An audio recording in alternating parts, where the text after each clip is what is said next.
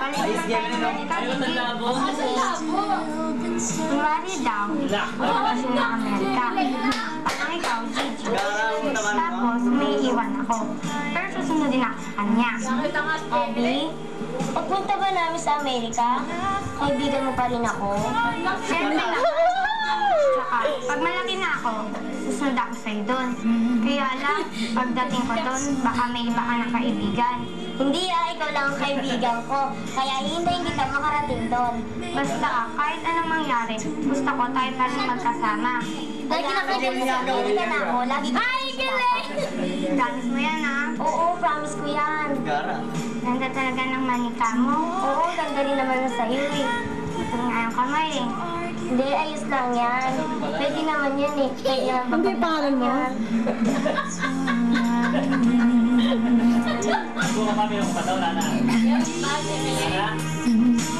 Ayan na, yan na. Pakisa ko na. Ati? Gigi. Alam kong gusto mo tumanika ko. Di ba lagi mo itong hinihirap pag naglalaro tayo? Kaya iniwan ko ito sa'yo. Para remembrance ko. Talaga? Thank you, Gigi, ah. Tingin sa mga sa'yo. Kaya lang. Kaya, kasi pangit.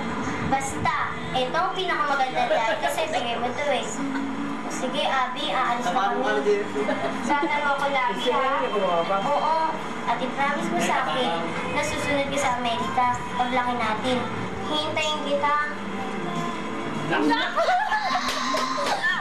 Sige po, Aling Celia, aalis na po ako. Parang wala sa puso ko, Jeremy. Ayos pala, Jamie, parang pangal. Ayun ko lang, wala na.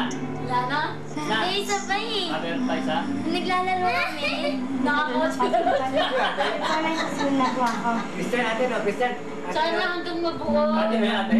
Matawa si Jess. Ate, Ay, Martin at Jamie, galing.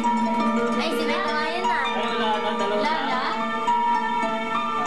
Wala na din. Meron pa isa yung naglalaro si Jamie. Dahil lagi mas gusto ko yung mga lalaki.